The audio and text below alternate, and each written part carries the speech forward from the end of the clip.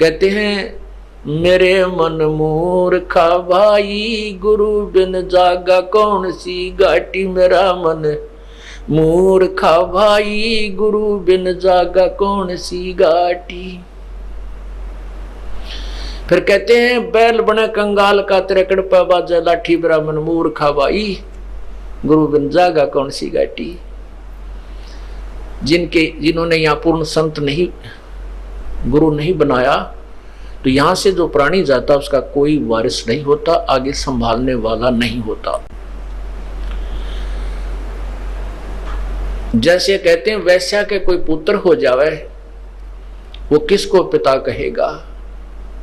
पुण्यात्माओं, ये बहुत गहरी बात कही है प्रभु ने अपनी वाणी में, कि जिस प्रकार हम व्यभिचारिणी भक्ति कर रहे हैं, अव्यभिचारिणी भक्ति होती है केवल एक परमात्मा की साधना, अन्य भगवानों देवताओं की पूजा नहीं करनी चाहिए। तो कहते हैं जैसे व्यभिचारिणी औरत वैश्या होती है, उसके पुत्र हो जाता है तो किसको पिता कहेगा, कोई वारिस नहीं बनेगा।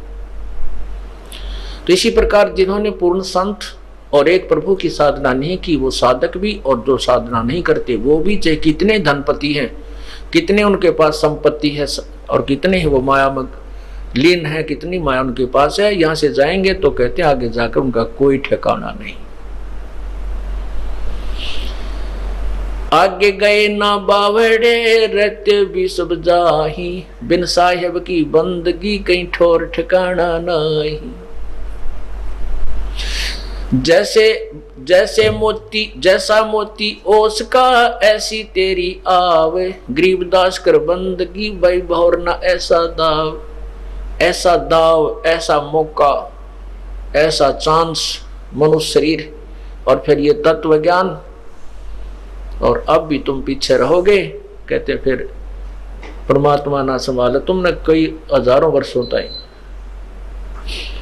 हजारों युगों तक नहीं संभालेगा, क्योंकि आप रिजेक्ट कर दिए जाओगे कि इतना कुछ होने के बावजूद भी, और फिर अपनी अज्ञानता और अपने ही ज्ञान के ऊपर आधारित होकर के अपने आप ही चले, संत की एक भी नहीं मानी।